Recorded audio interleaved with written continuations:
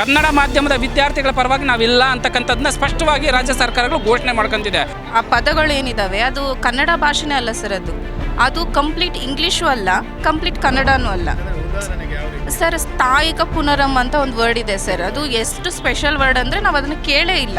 ಕನ್ನಡಿಗರು ಮೇಲೆ ಬರಬಾರ್ದು ಅನ್ನೋ ಉದ್ದೇಶದಿಂದನೇ ಈ ಥರ ಮಾಡ್ತಾ ಇದ್ದಾರೆ ಅನ್ಸುತ್ತೆ. ಈ ಕನ್ನಡದ ವಿದ್ಯಾರ್ಥಿಗಳಿಗೆ ಅನ್ಯಾಯವಾಗ್ತಾ ಇದೆ ಅಂತ ಈ ಹಿಂದೆ ಕೂಡ ಹಲವು ಬಾರಿ ಏನು ವಿದ್ಯಾರ್ಥಿಗಳು ಬೀದಿಗೆ ಬಂದು ಪ್ರತಿಭಟನೆಯನ್ನು ಮಾಡ್ತಾ ಇದ್ರು.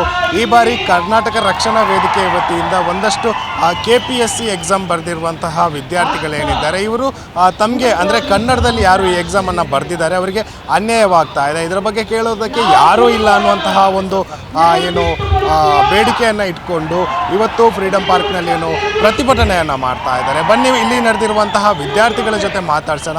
ಅವರಿಗೆ ಆಗ್ತಾ ಇರುವಂತಹ ಅನ್ಯಾಯಗಳೇನು, ಪ್ರಶ್ನೆ ಪತ್ರಿಕೆಗಳು ಯಾವ ರೀತಿಯಾಗಿ ತಯಾರಾಗುತ್ತೆ ಮತ್ತು ಪ್ರಶ್ನೆ ಪತ್ರಿಕೆಯಲ್ಲಿ ಯಾವ ರೀತಿಯಾದಂತಹ ಪ್ರಶ್ನೆಗಳು ಬರುತ್ತೆ, ಕನ್ನಡದ ಪ್ರಶ್ನೆ ಪತ್ರಿಕೆ ಎಂದು ಬರ್ತಾ ಇರುವಂತಹ ಏನು ಪ್ರಶ್ನೆ ಪತ್ರಿಕೆ ಇರುತ್ತೆ ಅದರಲ್ಲಿ ಕನ್ನಡನೇ ಇರಲ್ಲ ಅನ್ನೋದು ಅವರ ಆರೋಪ. ಬನ್ನಿ ಈ ಬಗ್ಗೆ ಇನ್ನಷ್ಟು ಮಾತಾಡ್ಸೋಣ ವಿದ್ಯಾರ್ಥಿಗಳ ಜೊತೆಗೆ. ನೀವು ಪದೇ ಪದೇ ಕರ್ನಾಟಕದಲ್ಲಿ ನಮ್ಮ ಕನ್ನಡಿಗರಿಗೆ ನೀವು ಇಷ್ಟು ಅನ್ಯಾಯ ಮಾಡ್ತಿರೋದು ಇದು ನ್ಯಾಯನ ಅಂತಕ್ಕಂಥದ್ದು ನಮ್ಮೆಲ್ಲರ ಕೂಗು. ಹಾಗಾಗಿ ಇವಾಗ ತಮಿಳ್ನಾಡಲ್ಲಾಗಿರ್ಬೋದು, ಆಂಧ್ರ ಪ್ರದೇಶಲ್ಲಾಗಿರ್ಬೋದು, ಇಂತಹ ಏನಾದರೂ ಮಿಸ್ಟೇಕು, ಒಂದು ಸಣ್ಣ ತಪ್ಪೇನಾದರೂ ಆಗಿದ್ದರೆ ಅವರು ಬೆಂಕಿಗಳು ಹಚ್ಚಿ ಘೋರವಾಗಿ ಪ್ರತಿಭಟನೆಗಳು ಮಾಡಿರೋರು. ಇವ್ರಿಗೆ ಹೆಂಗೆ ಮಾಡಬೇಕು ಅಂದರೆ UP ಬಿಹಾರಲ್ಲಿ ರೈಲ್ವೆ ಕಂಬಿಗಳನ್ನ ಕಿತ್ಬಿಟ್ಟು ಅಥವಾ ರೋಡ್ಗಳನ್ನ ಬ್ಲಾಕ್ ಮಾಡಿಕೊಂಡು ಹೊಡೆದಾಡಿದ್ರೇ ಬುದ್ಧಿ ಬರುತ್ತೇನೋ ಗೊತ್ತಿಲ್ಲ. ಇಲ್ಲಿರೋರು ಸುಮ್ಮನೆ ತಾಳ್ಮೆಯಿಂದ ಕುಂತ್ಕೊಂಡಿರೋದಕ್ಕೆ ಇವ್ರು ಇಷ್ಟು ಮಾತಾಡ್ತಿದ್ದಾರೆ, ಇಷ್ಟು ನಿಗರಾಡ್ತಿರ್ಬೋದೇನೋ. ಬಟ್ ತಾಳ್ಮೆ ಕಳ್ಕೊಂಡು ಯಾವಾಗ ಹುಡುಗರು ಎಲ್ಲರೂ ಒಗ್ಗಟ್ಟಾಗಿ ಬಂದು ಹೋರಾಟ ಮಾಡೋಕ್ಕೆ ಸ್ಟಾರ್ಟ್ ಮಾಡಿ ಎಲ್ಲನೂ ತಡೆದ್ರೆ ಸ್ಟೂಡೆಂಟ್ಸ್ ಪವರ್ ಮುಂದೆ ಬೇರೆ ಯಾವ ಪವರ್ ನಿಲ್ಲಲ್ಲ ಸರ್, ಅದನ್ನು ಅರ್ಥ ಮಾಡ್ಕೋಬೇಕು. ನಾನು ಇವಾಗ ನಂಗೆ ಮ್ಯಾರೇಜ್ ಕೂಡ ಆಯಿತು. ನಾನು KPSC 2-3 ಅಟೆಂಪ್ಟ್ ಕೊಟ್ಕೊಂಡು ಇವಾಗ ಮದುವೆನೂ ಆಯಿತು. ಮದುವೆ ಆದಮೇಲಿಂದನೂ ಎಷ್ಟೊಂದು ಅಡೆತಡೆಗಳಿರುತ್ತೆ ಅತ್ತೆ ಮನೆಯಿಂದ. ಇಲ್ಲ ಬೇಡ, ನೀನು ಬೆಂಗಳೂರಿಗೆ ಓದೋದೇ ಬೇಡ, ಮನೇಲೇ ಇರೋ, ಆ ಥರ ಎಲ್ಲ ಸುಮಾರು ನಮಗೆ ಆ ತೊಡಕುಗಳ ಮಧ್ಯನೂ ನಾವು KPSCನ ನಂಬ್ಕೊಂಡು ಎಕ್ಸಾಮ್ನ ಬರೀತಿದ್ದೀವಿ. ಬಟ್ ನಂದು ಬಾರ್ಡ್ರಲ್ಲಿ ಹೋಗಿದೆ. ನಾನು ಕಟ್ ಆಫ್ ಅಂಕಗಳನ್ನೂ ಕೂಡ ರಿಲೀಸ್ ಮಾಡಿಲ್ಲ KPSC. ಏನಕ್ಕೆ ರಿಲೀಸ್ ಮಾಡಿಲ್ಲ? ಈ ಹಿಂದೆ ನಾನು 2 ಅಟೆಂಪ್ಟ್ ಕೊಟ್ಟಿದ್ನಲ್ಲ, ಅವಾಗ ಕಟ್ ಆಫ್ ಅಂಕಗಳನ್ನ ರಿಲೀಸ್ ಮಾಡಿದ್ರು. ಇದರಲ್ಲಿ ಕಟ್ ಆಫ್ ಅಂಕಗಳನ್ನು ರಿಲೀಸ್ ಮಾಡಿಲ್ಲ. ಆ್ಯಂಡ್ ಕ್ವಶನ್ ಪೇಪರ್ ಟಫ್ನೆಸ್ ಬಂದು ತುಂಬಾ ಜಾಸ್ತಿ ಇತ್ತು. UPSCಗಿಂತನೂ ಟಫ್ನೆಸ್ ಇತ್ತು. ಯಾರಾದರೂ ನೋಡಿ ಕ್ವಶನ್ ಪೇಪರ್ ತುಂಬ ಅಂದರೆ ತುಂಬ ಟಫ್ ಇತ್ತು. ಇಲ್ಲಿ ಏನಾಗ್ತಿದೆ ಅಂದರೆ ನಾವು ಕನ್ನಡದ ಮಕ್ಕಳು ಸರ್, ನಾನು ಎಸ್ಪೆಷಲಿ MA ಮಾಡಿರೋದು, MA ಕನ್ನಡ ಯೂನಿವರ್ಸಿಟಿಲಿ ಮಾಡಿ ಬಂದಿದ್ದೀನಿ. ಅವ್ರು ಕೊಡ್ತಕ್ಕಂಥ ಕ್ವಶನ್ ಪೇಪರಲ್ಲಿ ಆ ಪದಗಳು ಏನಿದ್ದಾವೆ ಅದು ಕನ್ನಡ ಭಾಷೆನೇ ಅಲ್ಲ ಸರ್, ಅದು ಕಂಪ್ಲೀಟ್ ಇಂಗ್ಲೀಷು ಅಲ್ಲ, ಕಂಪ್ಲೀಟ್ ಕನ್ನಡನೂ ಅಲ್ಲ ಸರ್. ಸ್ಥಾಯಿಕ ಪುನರಂ ಅಂತ ಒಂದು ವರ್ಡ್ ಇದೆ ಸರ್, ಅದು ಎಷ್ಟು ಸ್ಪೆಷಲ್ ವರ್ಡ್ ಅಂದರೆ ನಾವು ಅದನ್ನು ಕೇಳೇ ಇಲ್ಲ. ಈಗ ನ್ಯಾಯಿಕ ವಿಮರ್ಶೆ ಅಂದರೆ ಜುಡಿಷಿಯಲ್ ರಿವ್ಯೂ ಅಂತ ನಾವು ಇಂಗ್ಲೀಷಲ್ಲಿ ಹೇಳ್ತೀವಿ, ನ್ಯಾಯಿಕ ವಿಮರ್ಶೆ ಅಂತ ಕನ್ನಡದಲ್ಲಿ ಕೇಳಿ ಅದನ್ನು ಬರಿತೀವಿ, ಇದನ್ನು ಬರಿತೀವಿ. ಬಟ್ ಎರಡೂ ಅಲ್ಲದ ಇನ್ನೊಂದು ಪದದಲ್ಲಿ ಬಂದರೆ ನಾವು ಹೇಗೆ ಸರ್ ಆನ್ಸರ್ ಮಾಡೋದು? ಕನ್ನಡದವ್ರು ಅಲ್ಲ ಸರ್, ಅವರು ಕನ್ನಡದವ್ರಾಗಿದ್ದರೆ ನೀಟಾಗಿ ಅಟ್ಲೀಸ್ಟ್ ಸರ್, ಇವಾಗ ನಾನು ಒಂದು ಕೋಚಿಂಗ್ ಸೆಂಟ್ರಲ್ಲೂ ಕೂಡ ವರ್ಕ್ ಮಾಡಿದ್ದೀನಿ ಸರ್. ಮಾಡಿದಾಗ ನಾವು ಆ ಕ್ವಶನ್ ಪೇಪರ್ ರೆಡಿ ಮಾಡೋದು ಪ್ರಾಸೆಸ್ ನಮಗೆ ಗೊತ್ತಿದೆ ಸರ್. ನಾವೇ 3-4 ಸರಿ ಅದನ್ನು ರಿವ್ಯೂ ಮಾಡ್ತೀವಿ, ಕನ್ನಡದಲ್ಲಿ ಹೇಗಾಗಿದೆ, ಇಂಗ್ಲೀಷಲ್ಲಿ ಏನಾಗಿದೆ. ಇಂಗ್ಲೀಷಲ್ಲಿ ಯಾರೋ ಮಾಡಿಕೊಟ್ರೆ ನಾವು ಕನ್ನಡದಲ್ಲಿ ಮಾಡ್ತೀವಿ. ಅದನ್ನು ಮಾಡಿದ್ದನ್ನು 2-3 ಸಾರಿ ನಾವು ರಿವೈಸ್ ಕೂಡ ಮಾಡ್ತೀವಿ, ಏನು ತಪ್ಪಾಗಿದೆ, ಯಾವ ಪದ ಮಿಸ್ ಆಗಿದೆ ಅಂತ. ಬಟ್ ಅಷ್ಟು ದೊಡ್ಡ ಸಂಸ್ಥೆ ಅಷ್ಟು ಆ ಕ್ವಶನ್ ಪೇಪರ್ನ ಆ ಮಟ್ಟದಲ್ಲಿ ಅಷ್ಟು ರಿವೈಸ್ ಮಾಡಿದೆಯೋ ಇಲ್ವೋ ಅನ್ನೋದು ಅವ್ರಿಗೆ ಗೊತ್ತಾಗಬೇಕು ಸರ್. ಯಥಾವತ್ತಾಗಿ ಕೊಟ್ಟಿರೋದ್ರಿಂದನೇ ಅದು ಆ ಕ್ವಶನ್ ಪೇಪರ್ ಆ ಥರ ಬಂದಿದೆ ಸರ್. ನಾಟ್ ಓನ್ಲಿ KPSC ಎಲ್ಲ ಎಕ್ಸಾಮ್ಗಳಲ್ಲೂ ಈ ಪ್ರಾಬ್ಲಮ್ ಇದೆ ಸರ್. ನಾವು ಅನುಭವಿಸಿದ್ದೀವಿ ಸರ್. PC ಎಕ್ಸಾಮ್ಗಳಲ್ಲಿ, PSI ಎಕ್ಸಾಮ್ಗಳಲ್ಲಿ, PDO ಎಕ್ಸಾಮ್ಗಳಲ್ಲಿ, CTA ಎಕ್ಸಾಮ್ಗಳಲ್ಲಿ, ಎಲ್ಲ ಎಕ್ಸಾಮ್ಗಳಲ್ಲೂ ಈ ದೋಷ ಕಂಡು ಬರ್ತಾ ಇದೆ. ಇವ್ರು ಕನ್ನಡದ ಮಕ್ಕಳು ಬರೀತಾರೆ ಅನ್ನೋ ಇಂಟೆನ್ಷನ್ ಇಲ್ಲದೆ ಕ್ವಶನ್ ಪೇಪರ್ ಮಾಡ್ತಿರೋ ಅನ್ನೋದು ನನ್ನ ಅನಿಸಿಕೆ ಸರ್. ನಾವು KS ಎಕ್ಸಾಮ್ ರೀಸೆಂಟಾಗಿ ನೋಟಿಫಿಕೇಶನ್ ಆಗಿತ್ತಲ್ಲ, ಆಗಸ್ಟಲ್ಲಿ 27 ಒಂದ್ಸರಿ ಬರ್ತಿದ್ವಿ ಮತ್ತು ಡಿಸೆಂಬರಲ್ಲಿ ಕೂಡ ಬರ್ತಿದ್ವಿ. ಆ ಎಕ್ಸಾಮ್ ಅದೊಂದೇ ಅಂತಲ್ಲ, UPSC ಕೂಡ ನಾವು ಪ್ರಿಪೇರ್ ಆಗ್ತಾ ಇದ್ದೀವಿ. ಗೌರ್ಮೆಂಟ್ ಎಕ್ಸಾಮ್ಸ್ಗೆ ನಾವು 4-5 ವರ್ಷದಿಂದನೂ ಕುತ್ಕೊಂಡಿದ್ದೀವಿ ಸರ್. ಪ್ರತಿ ಸರಿನೂ ಇದೇ ಆಗ್ತಿದೆ. ಏನು ಪ್ರಾಬ್ಲಮ್ ಅಂದರೆ ಸರ್, ನಾವು ಚಿಕ್ಕ ಸಮಸ್ಯೆ ಬಗ್ಗೆ ಯೋಚನೆ ಮಾಡ್ತಿದ್ವಿ. KS ಎಕ್ಸಾಮ್ ಒಂದು ಚಿಕ್ಕ ಸಮಸ್ಯೆ, ಅದ್ರ ಬಗ್ಗೆ ಯೋಚನೆ ಮಾಡ್ತಿದ್ವಿ. ಬಟ್ ಪ್ರತಿಯೊಂದು ಎಕ್ಸಾಮಲ್ಲೂ ಸ್ಕ್ಯಾಮ್ ಆಗುತ್ತೆ. ಪ್ರತಿಯೊಂದು ಅದು ಸ್ಕ್ಯಾಮ್ ಜೊತೆಗೆ ಪ್ರತಿ ನೋಟಿಫಿಕೇಷನ್ ಆದಾಗ ನೀವು UPSCಗಿಂತ ಮುಂಚೆ ನೋಟಿಫಿಕೇಷನ್ ಆಗಿದೆ KS ಎಕ್ಸಾಮ್. UPSC ರಿಸಲ್ಟ್ಸ್ ಬಂದು, ಮೈನ್ಸ್ ರಿಸಲ್ಟ್ಸ್ ಬಂದು, ಇಂಟರ್ವ್ಯೂ ಕೂಡ ನಡೆಯೋ ಟೈಮಲ್ಲೂ ಕೂಡ ಇನ್ನೂ ಪ್ರಿಲಿಮ್ಸ್ ಬಗ್ಗೆ ನಾವು ಡಿಸ್ಕಸ್ ಮಾಡೋ ಥರ ಆಗಿದೆ. ಆಮೇಲೆ CTI ಇದು ಒಂದ್ಸರಿ ನೋಟಿಫಿಕೇಶನ್ ಆದರೆ 4 ವರ್ಷ 5 ವರ್ಷ ಒಂದ್ಸರಿ ತೊಗೊತಾರೆ. PDO sir, PDO exam, CTI, labour inspector, ನೀವು ಯಾವುದೇ KS ಇದು KPSC ಅವ್ರು ಎಕ್ಸಾಮ್ ಮಾಡಿರೋದು ನೋಡಿ ಎಲ್ಲದರಲ್ಲೂ ಯಾವುದೋ ಒಂದು ಗೊಂದಲ ಕಾಣಿಸುತ್ತೆ. ಬಟ್ ಅದೇ KA ಅವರು ವಿಲೇಜ್ ಅಕೌಂಟೆಂಟ್ ಎಕ್ಸಾಮ್ ಮಾಡಿದ್ರು, 1 ತಿಂಗಳಲ್ಲಿ ರಿಸಲ್ಟ್ ಬಿಟ್ಟರು, 1 ತಿಂಗಳಲ್ಲಿ ಪೋಸ್ಟಿಂಗ್ಸ್ ಕೂಡ ಆಗಿದೆ ಸರ್. ಎಷ್ಟೋ ಜನ ನಮ್ಮ ಫ್ರೆಂಡ್ಸ್ ಕೂಡ ಪೋಸ್ಟಿಂಗ್ಸ್ ಆಗಿದ್ದಾರೆ. ಬಟ್ 1 ತಿಂಗಳಲ್ಲಿ KA ಬೋರ್ಡ್ ಅವ್ರು ಮಾಡೋಕ್ಕಾಗ್ತಿರೋ ಶಕ್ತಿನ KPSC ಅವ್ರ ಕೈಲಿ ಮಾಡೋಕ್ಕಾಗ್ತಿಲ್ಲ ಅಂದರೆ ಇದು ಎಷ್ಟು ಸರಿ? ಯಾಕೆಂದರೆ KA ಬೋರ್ಡು ಒಂದು ಕಾನ್ಸ್ಟಿಟ್ಯೂಷನಲ್ ಬಾಡಿ ಅಲ್ಲ, ಆಟೋನಮಸ್ ಬಾಡಿ. ಅದೇ KPSC ಒಂದು ಕಾನ್ಸ್ಟಿಟ್ಯೂಷನಲ್ ಬಾಡಿಯಾಗಿ ಅಷ್ಟು ಪವರ್ ಇಟ್ಕೊಂಡು ಕೂಡ ಪ್ರತಿಯೊಬ್ಬ ಮೆಂಬರ್ಸ್ ಕೂಡ ಕಾನ್ಸ್ಟಿಟ್ಯೂಷನಲಿ ಅಪಾಯಿಂಟ್ ಆಗಿರೋರ ಕೈಲಿ ಕೂಡ ಇದು ಕೆಲಸ ಮಾಡೋಕ್ಕಾಗ್ತಿಲ್ಲ ಅಂದರೆ ಏನು ಹೆಲ್ಪ್ ಮಾಡ್ತಾರೆ?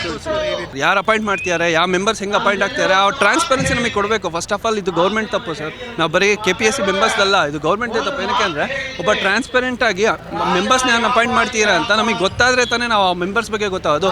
ಮೆಂಬರ್ಸ್ ಅಪಾಯಿಂಟ್ ಮಾಡ್ತಾರೆ, ಚೇರ್ಮನ್ಸ್ ಅಪಾಯಿಂಟ್ ಮಾಡ್ತಾರೆ. ಚೇರ್ಮನ್ಸಿಂದ ಬ್ಯಾಕ್ಗ್ರೌಂಡ್ ಏನು, ಚೇರ್ಮನ್ ಏನು ಕೆಲಸ ಮಾಡ್ಯಾರ ಅಂತ ಚೇರ್ಮನ್ ಆದರೂ ಅದು ನಮ್ಗೆ ಹೆಂಗೆ ಗೊತ್ತಿದೆ? KPSC ಕಳೆದ ಹಲವು ವರ್ಷಗಳಿಂದ ಗ್ರಾಮೀಣ ಭಾಗದ ವಿದ್ಯಾರ್ಥಿಗಳು ನಿರಂತರವಾಗಿ ಶೋಷಣೆ ಮಾಡ್ತಾನೆ ಬಂದಿದೆ. ಅದು ಅಲ್ಲಿರ್ತಕ್ಕಂಥ ಅಕ್ರಮಗಳು, ಕರ್ಮಕಾಂಡಗಳ ಬಗ್ಗೆ ಸರಣಿ ವರದಿಗಳನ್ನ ನಾವು ಈಗಾಗಲೇ ದಿನನಿತ್ಯ ಪತ್ರಿಕಾ ವರದಿಗಳಲ್ಲಿ ಮತ್ತು TV ಮಾಧ್ಯಮಗಳಲ್ಲಿ ನೋಡ್ತಾ ಬಂದಿದ್ದೇವೆ. ಆದರೆ ಏನು ಕನ್ನಡ ಮಾಧ್ಯಮದ ವಿದ್ಯಾರ್ಥಿಗಳನ್ನ ಯಾಕೆ ಗುರಿ ಹಾಕ್ಸಿದ್ದಾರೆ? ಗ್ರಾಮೀಣ ಭಾಗದ ವಿದ್ಯಾರ್ಥಿಗಳು ಸಾರ್ವಜನಿಕ ಸೇವೆಗೆ ಬಂದರೆ ಗ್ರಾಮೀಣ ಭಾಗಕ್ಕೆ ಹೆಚ್ಚಿನ ಲಾಬಿ ಆಗ್ತದೆ. ಇದೊಂಥರ ಕಾರ್ಪೊರೇಟ್ ಲಾಬಿ. ಈ ಕಾರ್ಪೊರೇಟ್ ಲಾಬಿಗೆ ಪೂರಕವಾಗಿ ಕೆಲಸ ಮಾಡಲಿಕ್ಕೆ KPSC ಸಂಸ್ಥೆ ಒಂದು ಏಜೆನ್ಸಿಯಾಗಿ ಕೆಲಸ ಮಾಡ್ತಿದೆ ಅನ್ನೋಂಥದ್ದು ಈಗ ಸ್ಪಷ್ಟ ಆಗ್ತದೆ.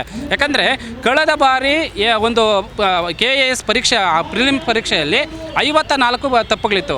ಅದನ್ನು ಸರಿಪಡಿಸಿ ಅಂತೇಳಿ ಮಾನ್ಯ ಮುಖ್ಯಮಂತ್ರಿಗಳು ಕೇಳಿದಾಗ ಮರುಪರೀಕ್ಷೆಗೆ ಅವರು ನಿರ್ದೇಶನ ಕೊಟ್ಟರು. ಮರುಪರೀಕ್ಷೆ ಮಾಡಿದ್ರೂ ಕೂಡ ಇನ್ನೂ ಅದಕ್ಕಿಂತ ಹೆಚ್ಚಾಗಿ ತಪ್ಪುಗಳನ್ನ ಮಾಡ್ತಾರಂತಂದರೆ 54ರಿಂದ 79 ತಪ್ಪು ಮಾಡ್ತಾರೆ. ನೀವೇನು ತಪ್ಪು ಮಾಡಿದ್ರೂ ನಾವು ಸಹಿಸ್ಕೊಳ್ತೀರಿ, ಕನ್ನಡ ಮಾಧ್ಯಮದ ವಿದ್ಯಾರ್ಥಿಗಳ ಪರವಾಗಿ ನಾವಿಲ್ಲ ಅಂತಕ್ಕಂಥದ್ದನ್ನ ಸ್ಪಷ್ಟವಾಗಿ ರಾಜ್ಯ ಸರ್ಕಾರಗಳು ಘೋಷಣೆ ಮಾಡ್ಕೊಂತಿದೆ. ಕನ್ನಡಿಗರು ಮೇಲೆ ಬರಬಾರ್ದು ಅನ್ನೋ ಉದ್ದೇಶದಿಂದನೇ ಈ ಥರ ಮಾಡ್ತಾ ಇದ್ದಾರೆ ಅನಿಸುತ್ತೆ.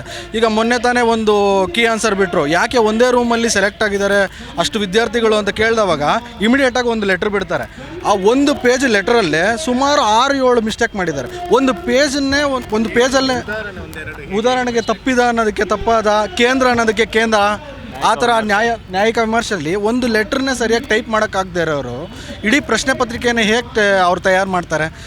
ಇದರಿಂದ ಕನ್ನಡದವ್ರಿಗೆ ಇದು ಕನ್ನಡದ ಕಗ್ಗೋಲೆ ಆಗ್ತಾಯಿದೆ. ಇಲ್ಲಿ ಈ ಕನ್ನಡಕ್ಕೆ ಇರೋ ಬೆಲೆ ಕರ್ನಾಟಕದಲ್ಲಿರೋದು ಬಿಟ್ಟು ಹೊರಗಡೆ ಇವಾಗ ತಮಿಳ್ನಾಡಲ್ಲಾಗಿರ್ಬೋದು, ಆಂಧ್ರ ಪ್ರದೇಶಲ್ಲಾಗಿರ್ಬೋದು, ಇಂತಹ ಏನಾದರೂ ಮಿಸ್ಟೇಕು, ಒಂದು ಸಣ್ಣ ತಪ್ಪೇನಾದರೂ ಆಗಿದ್ದರೆ ಅವರು ಬೆಂಕಿಗಳು ಹಚ್ಚಿ ಘೋರವಾಗಿ ಪ್ರತಿಭಟನೆಗಳು ಮಾಡಿರೋರು. ನಾವು ಶಾಂತ ರೀತಿಯಲ್ಲಿ ಮಾಡ್ತಾ ಇರೋದ್ರಿಂದ ಅವರು ಇದನ್ನು ಏನು ತಲೆಗಾಣಿಸ್ಕೊಂಡಿರ ಕಡೆಗಾಣಿಸಿ ನಮ್ಮನ್ನೆಲ್ಲ ವಿದ್ಯಾರ್ಥಿಗಳನ್ನ ಕಡೆಗಾಣಿಸಿ ಅವ್ರು ಮುಂದಿನದು ಏನು ಮಾಡಬೇಕು ಅದನ್ನು ಮಾಡ್ತಾ ಇದ್ದಾರೆ. ಅಲ್ಲ ಸರ್, ನಾನು ಒಂದು ಪ್ರಶ್ನೆ ಕೇಳೋಕ್ಕೆ ಇಷ್ಟಪಡ್ತೀನಿ KPSC ಅವರಿಗೆ. ನೀವು ಸಮಾಜಕ್ಕೆ ಅಥವಾ ಸರ್ಕಾರದಲ್ಲಿ ಕೆಲಸ ಮಾಡಬೇಕಂತ ಗ್ರೂಪ್ ಬಿ ಅಂತಕ್ಕಂಥ ಅಧಿಕಾರಿಗಳನ್ನ ನೀವು ನೇಮಕ ಮಾಡೋಕ್ಕೆ ಇರ್ತಕ್ಕಂಥವ್ರು. ನೀವು ಎಷ್ಟು ಬೇಜವಾಬ್ದಾರಿಯಿಂದ ನಡ್ಕೊತಿದ್ದೀರಾ? ನೀವು ಕನ್ನಡ ಒಂದು ಪತ್ರಿಕೆ ಇಟ್ಟಿದ್ದೀರಾ ಮೇನ್ಸಲ್ಲಿ ಮಕ್ಕಳಿಗೆ, ಯಾವ ಕಾರಣಕ್ಕೆ ಇಟ್ಟಿದ್ದೀರಾ? ಅವರಿಗೆ ಮೂಲಭೂತವಾದ ಕನ್ನಡ ಮತ್ತು ಗ್ರಾಮೆಟಿಕಲ್ಲು, ವರ್ಣಾಕ್ಷರಗಳು ಇವೆಲ್ಲ ಗೊತ್ತಿರಬೇಕು, ಮಿನಿಮಮ್ ನಾಲೆಡ್ಜ್ ಕನ್ನಡ ಬಗ್ಗೆ ಇರಬೇಕಂತ ಹೇಳಿ ನೀವು ಕನ್ನಡ ಪೇಪರ್ ನಮಗಿಡ್ತೀರಾ. ಆದರೆ ಒಂದು ಕ್ವಶನ್ ಪೇಪರ್ ತಯಾರಿಸೋಕ್ಕೆ ನಿಮ್ಮ ಕೈಯಲ್ಲಿ ಕನ್ನಡ ಪ್ರಿಂಟ್ ಮಾಡೋಕ್ಕಾಗ್ತಿಲ್ಲ. ಇದು ಯಾವ ರೀತಿ ನ್ಯಾಯ? ನಾನು ಈ ಹಿಂದೆ 3 ಸತಿ, ಇದು ಸೇರಿಸಿದ್ರೆ 3ನೇ ಸತಿ ಅಟೆಂಪ್ಟ್ ಕೊಡ್ತಾ ಇರೋದು. ಕಳೆದ 7-8 ವರ್ಷದಿಂದನೂ ನಂದು FDA ಸೆಲೆಕ್ಷನ್ ಆಗಿದೆ, ಆಲ್ರೆಡಿ ಜಾಯಿನ್ ಆಗಬೇಕು. ಬಟ್ ನಾನು ಈ ಎಕ್ಸ್ಪೀರಿಯನ್ಸಲ್ಲಿ ಏನು ನೋಡಿದ್ದೀನಿ ಅಂತಂದರೆ ಟ್ರಾನ್ಸ್ಪರೆಂಟ್ ಆಗ್ತಾಯಿಲ್ಲ ಸರ್. ಏನಂದರೆ ಪ್ರೊಸೆಸ್ಸು ಟ್ರಾನ್ಸ್ಪರೆಂಟಾಗಿ ಆಗ್ತಾಯಿಲ್ಲ. ತುಂಬಾ ಸುಧಾರಣೆಗಳು ಬೇಕಾಗಿದೆ. ಆಮೇಲೆ ಕನ್ನಡ ಮಾಧ್ಯಮದವ್ರಿಗೆ ತುಂಬ ಅನ್ಯಾಯ ಆಗ್ತಾಯಿದೆ. ಅವರು UPSCನ ಅಟೆಂಪ್ಟ್ ಮಾಡೋದಕ್ಕಾಗಲ್ಲ, ಯಾಕಂದರೆ ಉತ್ತರ ಭಾರತದವ್ರ ಜೊತೆ ಅವರು ಕಾಂಪೀಟ್ ಮಾಡಬೇಕಾಗ್ತದೆ. ಸೊ UPSC ಥರನೇ ಪ್ರತಿ ವರ್ಷ ಕಾಲ್ ಮಾಡಿ ಟ್ರಾನ್ಸ್ಪ್ಯಾರೆಂಟಾಗಿ ಪ್ರೊಸೆಸ್ ಮಾಡಿದ್ರೆ ಪಾರದರ್ಶಕವಾಗಿ ತುಂಬ ಹೆಲ್ಪ್ ಆಗುತ್ತೆ. ಬೇಜವಾಬ್ದಾರಿ ಸರ್, ಇಗ್ನೋರೆನ್ಸ್.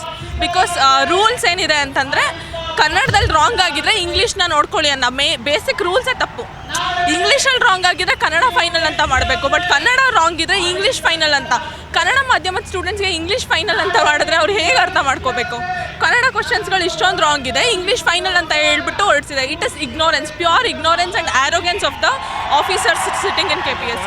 ನಮ್ಮ ಕಾರ್ಯಕ್ರಮಗಳನ್ನು ನೀವು ನೋಡ್ತಾ ಇದ್ರೆ ನಮ್ಮ ಚಾನೆಲ್ ಅನ್ನ ಸಬ್ಸ್ಕ್ರೈಬ್ ಮಾಡಿ, ಪಕ್ಕದ ಬೆಲ್ ಐಕನ್ ಒತ್ತಿ ನಮ್ಮನ್ನ ಬೆಂಬಲಿಸಿ. ಹಾಗೆ ನಮ್ಮ ಕಾರ್ಯಕ್ರಮಗಳನ್ನ ಲೈಕ್ ಮಾಡಿ, ಕಮೆಂಟ್ ಮಾಡಿ, ಅದನ್ನ ಬೇರೆಯವರಿಗೂ ವಾಟ್ಸ್ಆಪ್ ಮೂಲಕ ಶೇರ್ ಮಾಡಿ. ನೀವು ಹೀಗೆ ಮಾಡಿದಾಗ ನಮ್ಮ ಚಾನೆಲ್ ಇನ್ನಷ್ಟು ಮತ್ತಷ್ಟು ಜನರಿಗೆ ತಲುಪಲು ನೀವು ನಮ್ಮೊಂದಿಗೆ ಸಹಕರಿಸಿದ ಹಾಗಾಗುತ್ತೆ. ಇದು ನೀವು ಯಾವುದೇ ಖರ್ಚಿಲ್ಲದೆ ಕೆಲವೇ ಸೆಕೆಂಡುಗಳಲ್ಲಿ ನೀಡಬಹುದಾದ ಸಹಕಾರ. ಧನ್ಯವಾದಗಳು.